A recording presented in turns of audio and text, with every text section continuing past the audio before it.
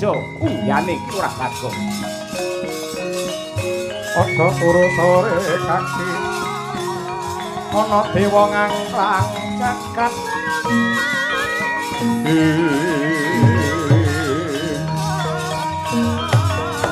nyangking bokor kancanane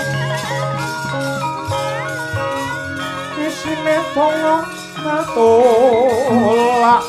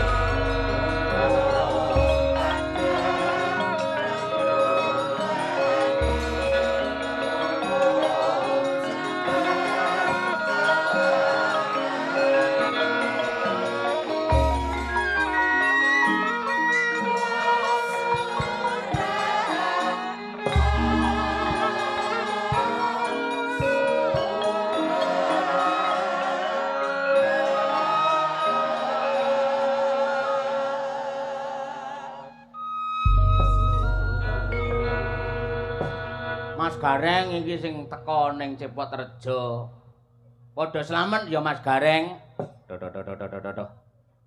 Awit saka pandongamu le, Bagong wilujeng niskalane ning sambi kala ora liwat pangestune wong tuwa mergake ditampani cah bagus.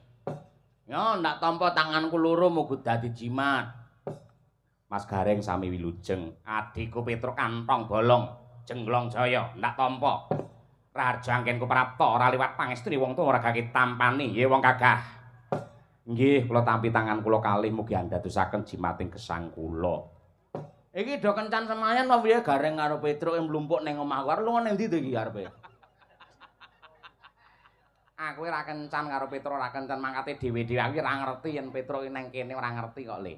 Ning malah anu kebeneran lamun to Petruk ning kene tegese anake Semar telu pisan wis mlumpuk dadi siji merga Ripalungguhan iki ana bab wigati sing bakal ndak babar marang kowe kabeh. Mula midhangetna ingkang kanthi prayoga Bagong kelawan kowe Petruk. Anjrah ingkang puspita Ora sah. Sak pono kawan arep omong itu hanjrah iki nyapa lho. Ora sah kaya jejer ngestina hunjrah ora. Aku kadung nyekel rebab kowe. Kowe rasa udah dilakon rasa direbabe. Nikmatono ngono lho. Ya to ya. Piye nek kabar apa? Ha? Tanggal piro iso aku? Bapak lah nganti telung windu iki telung sasi. ilange bapak 3 sasi. 300 windu. Akeh men to ora malah. 3 sasi. Heeh, Tricandra. Candra itu. Nggih, Candra bulan. Tricandra Kartika iki rasa dikek Kartika. Lah Kartika Laras Campursari Ora ngangge. ya ben kaya wayang ngono lho rada ditata guneme. Ya monggo ning aja nganti kleru. Ketoke dhuwurke malah ngejlokne sampean. Tricandra iki datan kawanguran ingkang dadi unggiyane Bapak Iswahyudi Ismaya. Ismaya. Murka. Murca. Kuwi meh padha ning artine beda yen murka nesu. Ayo merca. Merca terus. Murca. Saka ing Karangjati, Karang Kadempel. Pikun to Mas pisan? Karang Kadempel utawa Klampis Ireng. Saka Klampis Ireng. 3 sasi iki lunga. Lah.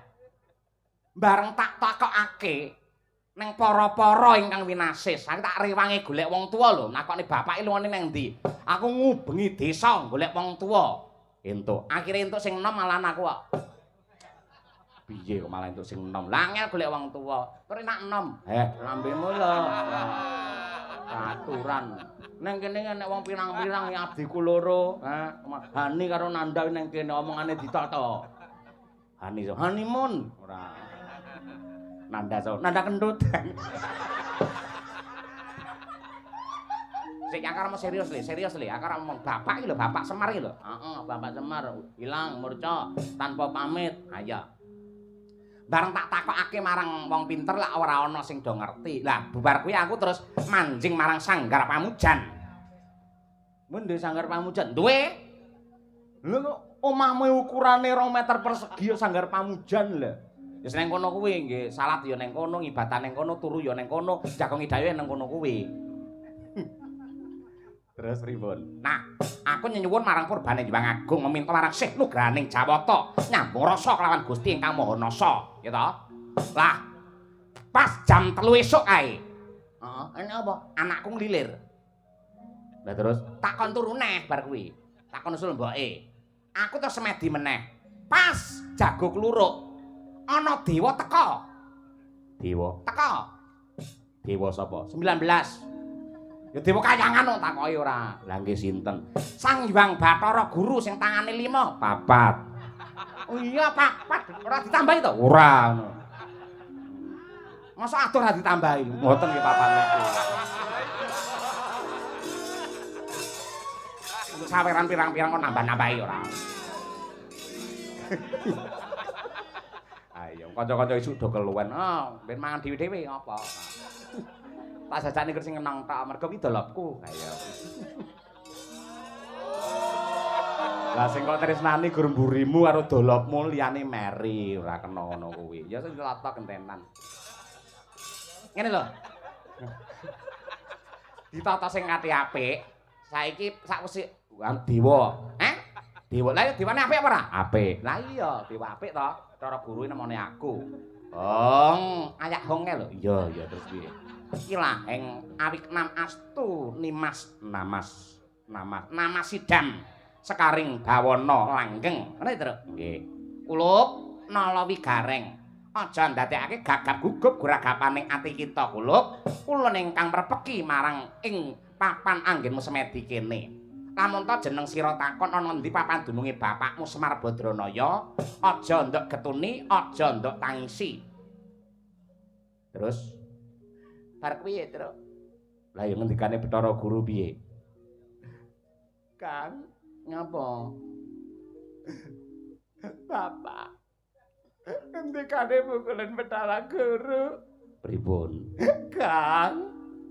Bapak. Ngendikane Sang Hyang Jagat Girinata. Piye? Petruk.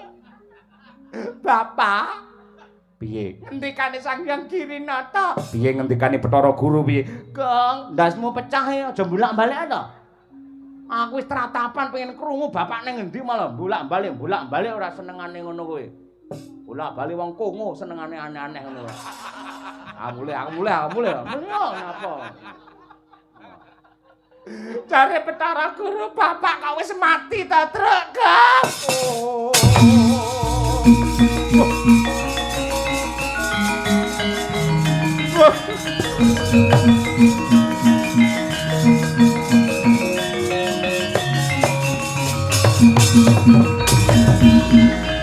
Dewang kara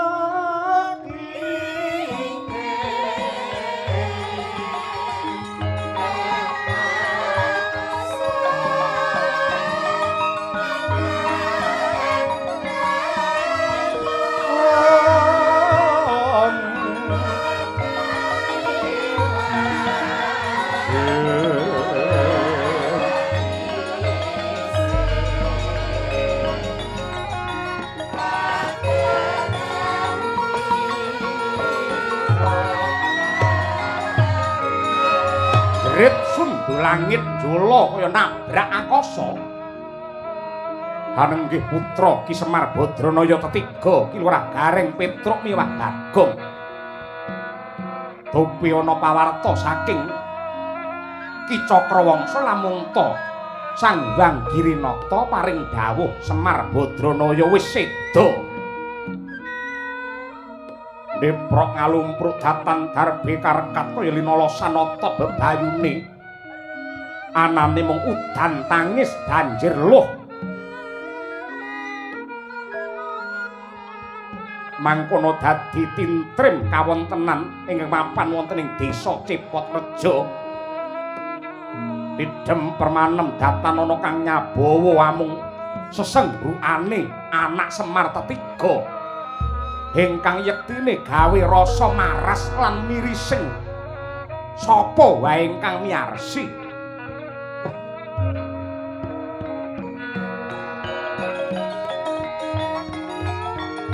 Rentang-ranting busanane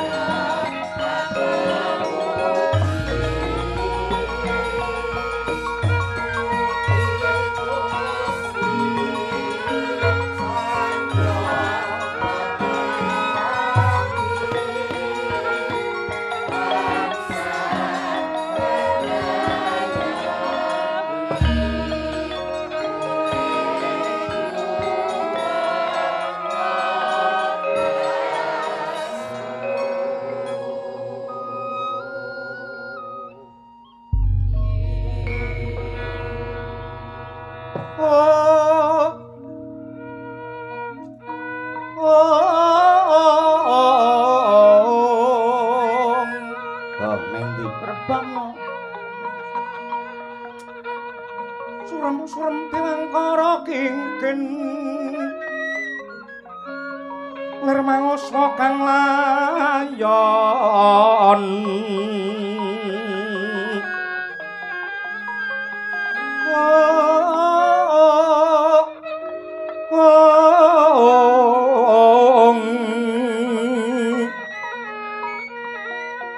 denyo ilang mamanise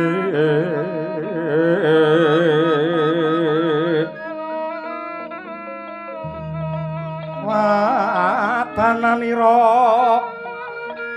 ayu kuma ucem rahnya maratani